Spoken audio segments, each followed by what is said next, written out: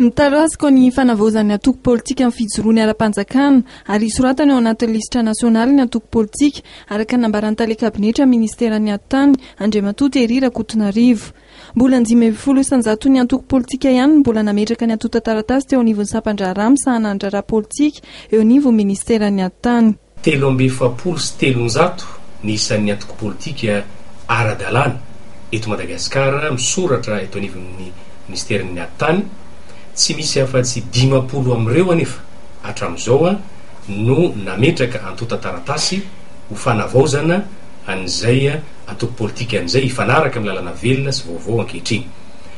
Ary am'ireo 50 izay nametraka antota taratasy ireo dia tsy mbola nisy aloha hatramin'izao na iray aza tena mifanaraka amin'ny lalàna ka nahazo didim-pitondrana ary misoratra ao anatin'ilay registre national des partis politiques eto Madagasikara.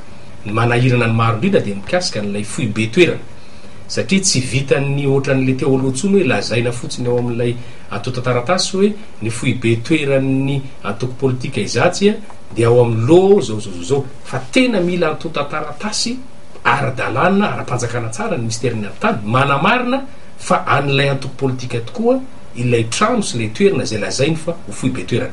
Izany hoe mila contrat de vente, izany hoe nividiany any tokoa an'ilay tany, mila contrat de bail na mila titre.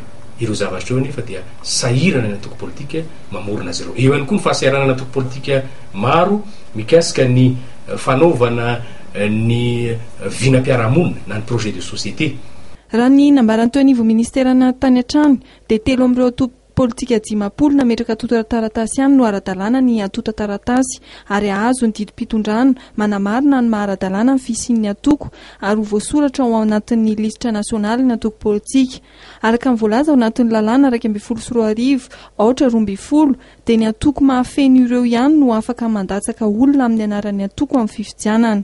Raha ny fahavalo ny volana Mai ny voalaza hatreto fa natanterahana ny fifidianana, ny fahasivy ny volana Janoary no 3 no fepitaona farany ny ministeran'ny atany ametrahana ny atota taratasy.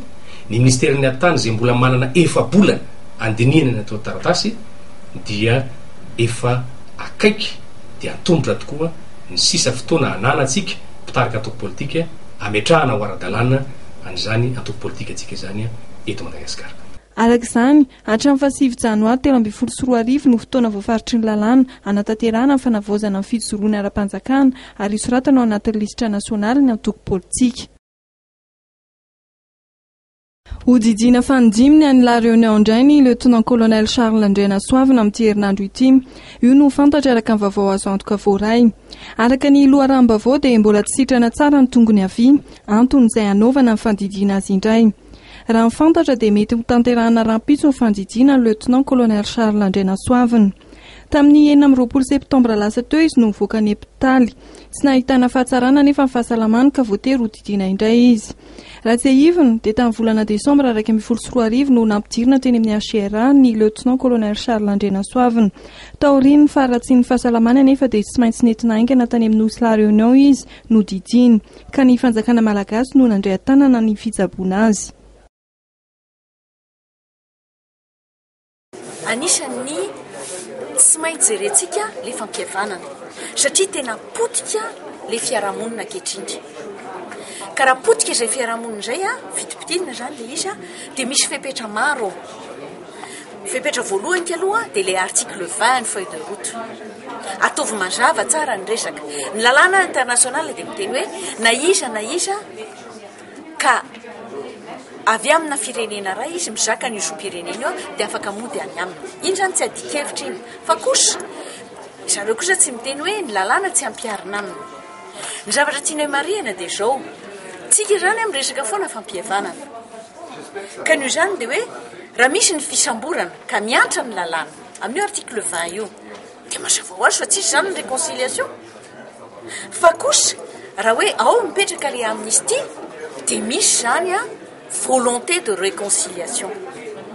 Zay zany ny zavatra tianay ho marihana. Faharoa ny resahako teo dia hoe amin'ny réconciliation zany fampihavana zany a dia misy lafiny anankiray indray akoatra n'ilay article 20 dia ireo zay atao hoe élite ka ny zavatra hita zany zao dia hoe amin'io élite io a dia misy olana petraka amin'ny ivitany sy amin'ny faritra fa ny vahoaka indray amin'izao fotoana izao dia zavatra tediaviny a dia ny élection fifidianana fa le fifidianana dia io moa dia miteny aho hoe le fifidianana ve dia ho atao anjohananjohana sa tena asiana fepetra mihitsy ny hoe mba tsy isy ny olana poste électoral zany hoe aorino fifidianana dia apetraka daholo ny fepetra ho antsika malagasy zany zay amaripototra n'le fifidianana. Tsy voatery ho daly daholo ireo mamony ainy mandritra ny fampandritany atao any atsimo, hoy ny fanehoan-kevitry ny malagasy iray tsy mivaky amin'ny alalan'ny filohany Andriamatoa Noelson William. Makasitraka ny ady atao amin'ny asandahalo ny fikambanana, saingy mitaky ny anovana izany araka ny lalàna sy manaja ny zon'olombelona.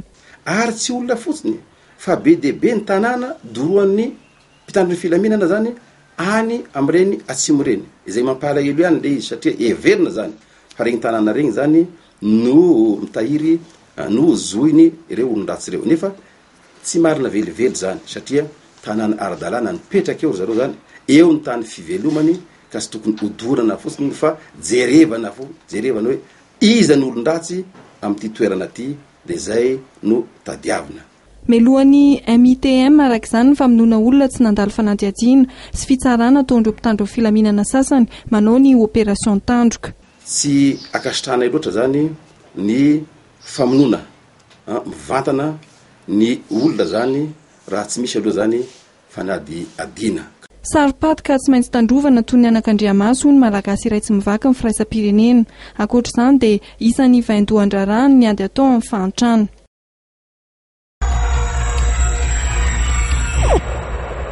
Raha araka ny fampitambavao avy eo anivon'ny fiadidiana ny tetezamita dia ny alahady hariva teo no nandray fitenenana tamin'ny fihaonana iraisam-pirenena momba ny angovo azahodina ny filohan'ny tetezamita Andry Rajoelina izay nitanterahana tamin'ny Dubai.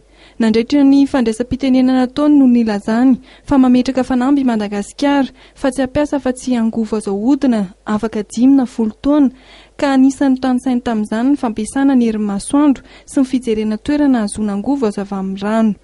Ankoatra izay dia nisy ihany koa ny fanaovan-tsoniana taony manaiky fa ny 12 Oktobra dia natao andro iraisam-pirenena ho an'ny angovo. Raha vatany voavita izay fandraisam-pitenenana izay dia miverina teto an-tanindrazana ny delegasiona notarihan'ny filohan'ny tetezamita. Neken'ny gouvernemanta malagasy sy ny raisam-pirenena tao anatin'ny dinga izay nairahana omaly teny amin'ny senita larobia fa raika amin'ny 70 tapitrisa euro ny vola totona anatanterahana amin'ny fifidianana amin'ny 13 araka ny fampitambavao avy amin'ny senita. Ao anatin'izany dia misy ny anjaran'ny raisam-pirenena araka ny fantatra dia ny vondrana Europeana, Suisse ary Norvège no efa nanaiky fa hitondra 13.3 tapitrisa euro avy anohanana ny fanatanterahana amin'ny fifidianana amin'ny taona 13 ho an'ny fandraisana anjaran'ny fitondrana malagasy dia tsy mbola voafaritra mazava loatra eto. Araka ny fampitambavao dia anisan'ny nangatahany vondrana Europeana tao anatin'ny dinka ny tokony hamohan'ny fanjakana malagasy ao anatin'ny fotoana aingana ny anjara birikiny amin'ny fifidianana. Ministra ny vola sy ny teti-bola izay nilaza ny fahavononany amin'ny anohanana amin'ny fifidianana. Rahampitso no soniavina ny programme d'appui au cycle électoral na ny PASEM fandarana asa fanohanana amin'ny fifidianana izay ho tanterahan'ny fanjakana sy ny firenena mikambana. Niona tamin'ny mpanao gazety tao amin'ny trano fandraisam-bahiny Colbert ny atoandro teo ny délégation avy amin'ny fikambanana Madagascar Développement Plus nambaran'Andriamatoa Jacques Blache filohan'ity fikambanana ity fa tokony ahitam-baolana ny krizy eto Madagasikara. Teboka 4 no navotrany dia ny fisian'ny fampihavana-pirenena tanteraka, ny famontsoran-kelika fobe, ny fametrahana ny gouvernemanta fampireisa-pirenena misokatra ary ny fisian'ny fifidianana aingana izay nomariany fa tokony afaka ilatsaka hovidiana avokoa ny rehetra. Voalaza fa tsy miandany na amin'iza ity fikambanana ity no androtranteran'ireo solon-tenan'ny délégation tonga eto amintsika fa avy amin'ny sehatra samihafa ny mpikambana ao amin'ny Madagascar Développement Plus raha tsy laza afa-tsy ny olom-boafidy, ny fiarahamonim-pirenena na avy amin'ny sehatry ny fandrarahana, ny fikambanan'ireo mpanao asa soa ary ireo mpanakanto. mitondra ny anjara brikiny eo amin'ny sehatry ny fahasalamana ny fampianarana sy ny hafa koa ity fikambanana ity. Amin'ny volana novembre dia mbola iverina eto amintsika ireto délégationna avy amin'ny Madagascar Develop Plus ireto izay miara-miasa akaiky ihany koa amin'ny fikambanana Madagascar Mandroso tariny Ramatoa Yvette Sila. Misy ny délégationna mafonja avy amin'ny Association France Madagascar izay mandalo eto amintsika amin'izao fotoana izao. 10 menaday izy ireo, ahitana parlemanta, mpandrarara toekarena ary fikambanana tsy miankina amin'ny fanjakana. Io maraina io dia tonga nanao fitsidihana ara-pomba ofisialy ny filohan'ny filakevitra ambony tetezamita ny Général Dolara Solosoa izy ireo. Fotoana izay nanambaran'izy ireo ny fahavononan'izy ireo hitondra tetikasa fampandrosoana ara-tsosialy ary ara-toekarena eto amintsika.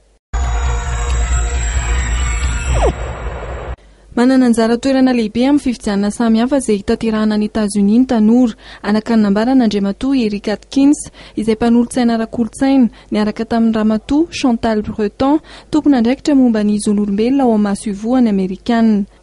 Raha ny fanazavana amin'ireo mpifidy manodidina 520 tapitrisa ny États-Unis dia mananika ny 220 ny mpifidy dia tanora avokoa.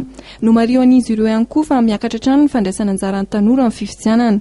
Tamin'ny fifidianana filoham-pirenena Amerikanina tamin'ny taona 2004 ohatra dia niakatra 200 ny tahapahavitriana raha oharina tamin'ny taom-pifidianana 4 Mais depuis 2004, les élections 2004-2008, nous avons vu beaucoup de participation parmi les jeunesse. Partout en 2008, le taille des jeunesses, la participation des jeunesses était 300% plus de 2004. Anisany fandraisana anjara amin'ny raharaham-pifidianana any États-Unis fidirana ho mpikambana amin'ny antoko politika, fandraisana anjara ny sitrapo amin'ny fampelezan-kevitra, manentana ny tanora hifidy amin'ny alalan'ny fikambanana tsy miankina na koa fidirana tsehatra ho kandida mihitsy. Ny filoham-perinasa Andriamatoa Barack Obama izay demokrata sy republikanina Andriamatoa Mitt Romney no hifaninana amin'ny fifidianana izay ho tanterahana ny fahaenina ny volana novambra ho avy izao. Omaly dia nisy ny adevitra mivantana tamin'ny alalan'ny fahitalavitra izay nataon'ny kandida roa ary niresahana amin'ny fifandraisana iraisam-pirenena.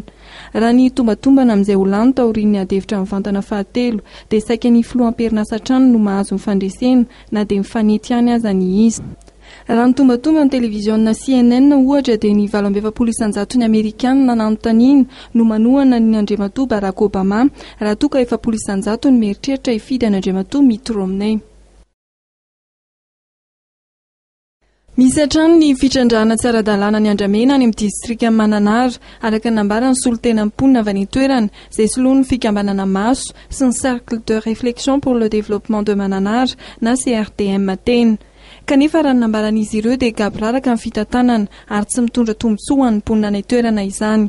Olombitso izy ireo no mahazo tombotsoa amin'ny fitrandrahana ny Andramena.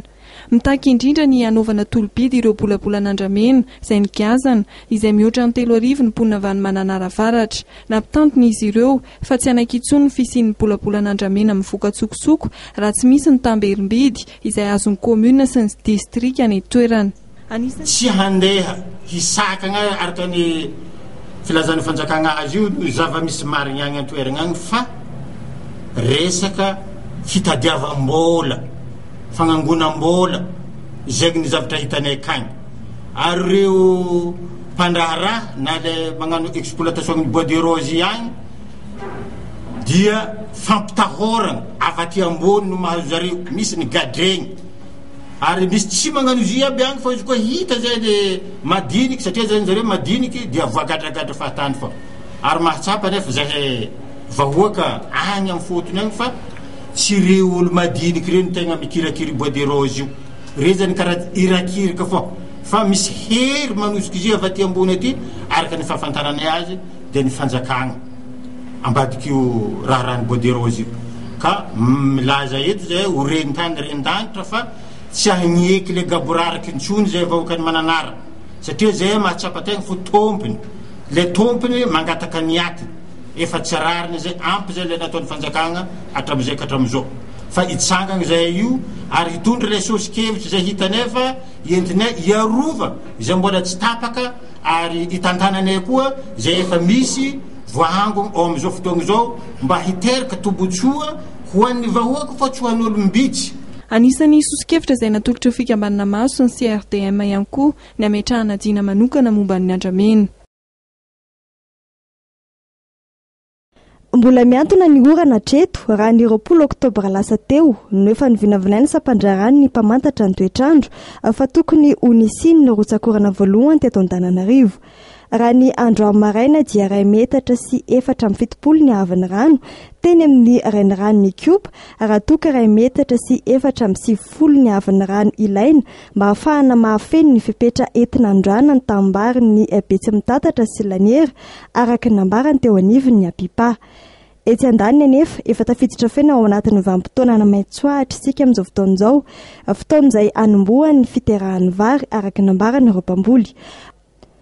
Vokatra izany efa manomboka mila ny rano ireo mpamboly amin'izao fotoana izao araka nambarany ireo mpamboly teny amin'ny lemaka Betsy Mitatatra. Fiatraikany amin'ny mpamboly satria ilay rano teny ilain'ilay vary. Inona moa raha tokony avaina ary izany sao tsy voavo. Raha tsy miandry rano, miandry an'ilay rano avo izany izay vao miava vary, na ranon'orana na rano hiditra. Tamin'ity volana oktobra ity izay miava vary dia misy rano ihany izany voavo amin'izay fa tsisy tonga tsy voavo. Le rano zao izany hoe mbola olevana anazy satria ilay vary mbola tsy mitohatra fa rehefa eo le fotoana le mitohatra izany no vary dia izay vao ilaina le rano. Ny vary zao eo amin'ny volana Desambra izany zao ny ilana le rano, eo le fotoana le mampiteraka anazy rano dia le ranorana koa tena ranorana izany no tena ilaina le fotoana mampiteraka anazy fa tsisy raha vao hoe tsisy ranorana izany no fotoana mampiteraka anazy dia maivana ny voavary. Ny 15 Aogositra moa nefa nanomboka ny vanim-potoana ny fanondrahana ny tambary tanterahan'ny Apipa ary farany amin'ny 15 Novambra ho avy izao izany. Manoloana ny ahavon-drano mbola latsaka eny amin'ny reniranon'ny Kiopa nefa dia ny fanaovana ny tour-d'eau no nanentanan'ny Apipa ireo mpamboly any amin'ny lemaka Betsy Mitatatra mba ahafahan'ny rehetra mahazo rano mandra-pisiny no rotsakorana. Mirefy 500 hektara moa velara-tanimbary eny amin'ny lemaka Betsy Mitatatra ary 302 hektara kosa ny lemaka Laniera izay tondrahany reniranon'ny Kiopa. Mahakasika komuna 230 avy amin'ny distrika 3 dia Ambohidratrimo, Varadrano ary Atsimondrano ny fanondrahana ny tanimbary ataon'ny Apipa. Anisan'ny lesika izay hita eo amin'ny fampianarana ny teny frantsay ny fahavitsian'ny mpampianatra Utaranjo raha ny eto amin'ny lycée Nansana no resahana. Raha ny isa 12 ireo mpampianatra ny taranja frantsay teo aloha dia tsy misy afa-tsy enina izy ireo ankehitriny ho an'ny mpianatra 300. Ho fanarenana izany lesika izany dia misy ny tetikasa iarahana amin'ny frantsay izay nampafantarana itolakandro teo amin'ny lycée Nansana raha ny fanazavana izay noentiny proviseur an'ity lycée ity. Tao amin'ny lycée Nansana androany zany dia fanokafana amin'ny fomba officiel les projets j'enseigne le français avec RFI.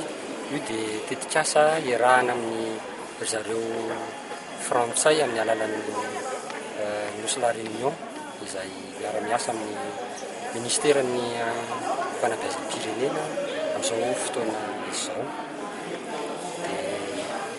Toy an'ny projet tamin'ny taondasa ihany izy io, nisy projet andrana zany tamin'ny taona ary namokatra dia notohizana ary zao sokafana amin'ny fomba ofisialy teto amin'ny lycée Nansana zao. Ny tombontsoa entiny zany dia mba ahafahan'ilay mpianatra manao serasera misimisy kokoa sy tsaratsara kokoa amin'ilay teny frantsay satria dia andefa olona ry zareo zany ampilomano ny lela malagasy amin'izany teny frantsay izany.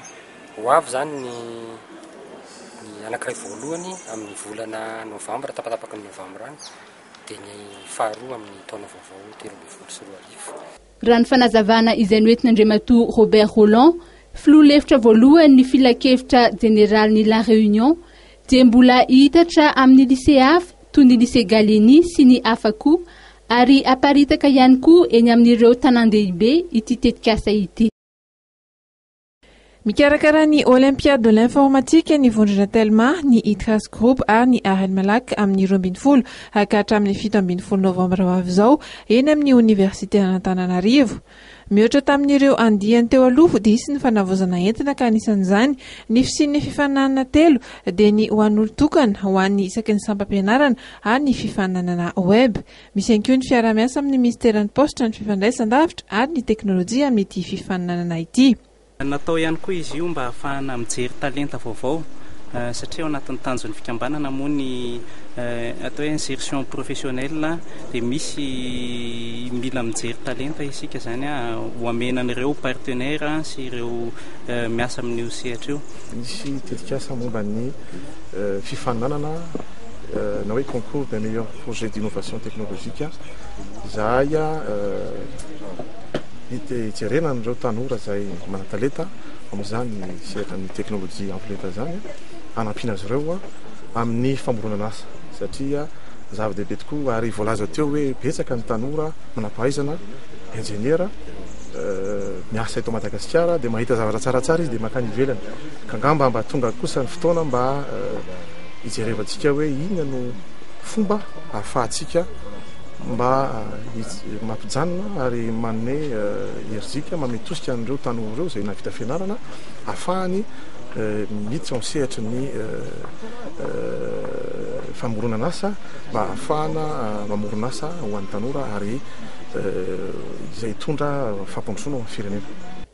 Ho an'ny telma manokana dia amoray ny fahafahana mandray anjara amin'izay olympiade de l'informatique izay amin'ny alalan'ny fanokafana ny compte vola fotsiny no ahafahana misoratra anarana. Anjara briky hoentin'ny telma amin'ny fitadiavana talenta vaovao atolotra ireo orinasa izay ho ny fanazavana nentin'ny hitale général ny Patrick Pizalamida androany ateny alarby.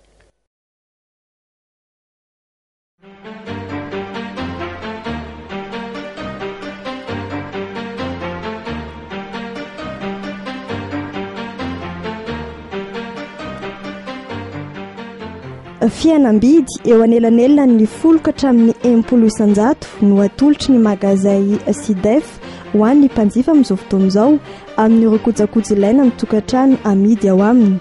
Ny SIDEF izay mpanjara ny vokatra Philips Europe eto Madagasikara dia manana karazany maro sady amin'ny kalitao avo lenta manomboka ny amin'ny rokojakoja lehibe toy ny réfrigérateur, ny frigo, ny congélateur ary ny cave à vin. Mivarotra ireo kojakoja madinika toy ny grille-pain, ny cafetière, ny mixeur de jus, ny fer à repasser, brochine, rasoir ao an'ny lehilahy ny eto toerana.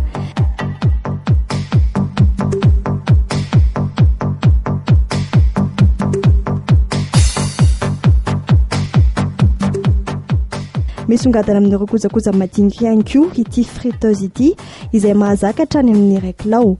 Menaka tapaky ny sotro lehibe monja no ampiasaina amin'ny ovo milanja eo anelanelana ny 20 gramma ka hatramin'ny rekilao raha mampiasa ity friteuse ity izay sady tsy mandany vola no manampy ihany koa amin'ny fitandrona ny fahasalamana. Marihana fa ireo rehetra mety afaka endasina dia azo ampiasaina ity friteuse ity avokoa. Manokana rayon an'ireo fahitalavitra sy home cinéma manara-penitra sy amin'ireo ika farany teknôlôjia ihany koa ny SIDEF izay misy karazany maro sy AB araka ny itiavany mpanjifa azy. Tsy adino ireo kojakoja hafa toy ny copieur Toshiba, ny climatiseur ilaina indrindra amin'izao vanim-potoana mafana izao. Akoatra ny marika Philips Europe moa dia mpanjary ireo marika tsara kalitao amin'ny kojakoja ilaina tokantrano toy ny Whirlpool sy West Point ny SIDEF. Misy fiatohana herintaona avokoa ny entana amidy eto amin'ny SIDEF ary manao service après-vente ihany koa ity magazay ity.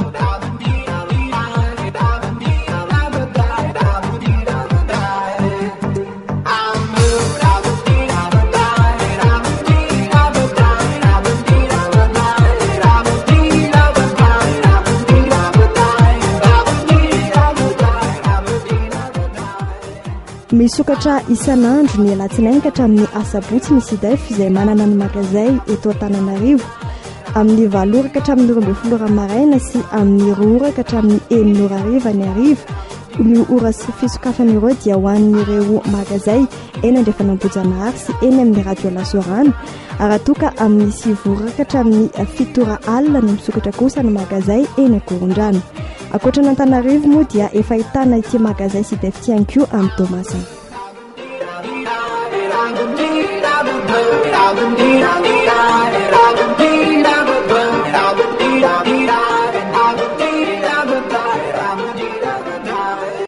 Ny anapitra ny mpiarabelona amin'ny sehatry ny fampandrosoana ny tanjona ho an'Andriamatoa Guillaume Ravaimanana izay filohan'ny fikambanana Avay. Mandalo eto Tanindrazana izy amin'izao fotoan'izao ka nandritra ny fiainana tamin'ny mpanao gazety androany no nanamafisany izay fanamby izay. Tateoriana dia mivoatra zay dia le fivoaran'izay dia lasa miresaka sosialy raha mety dia tanisa kely aminareo mazava vita ny mahitranso Madagasikara. Iompana betsaka amin'ny fampandrosoana ny faritra Miarinarivo Itasy izay faritra ny Aviany izay ezaka ataon'izay. Isy amin'izany ny fiara-miasa amin'Andriamatoa Joseph Rakotomanga izay olona manana maha izy ihany koa amin'izay fampandrosoana iny faritra iny. Ny lafin'ny fahasalamana, ny fanabeazana ary ny fambolena kosa ny tena iompana ny ezaka ho fampandrosoana ny mpiarabelona izay ho tanterahana izay.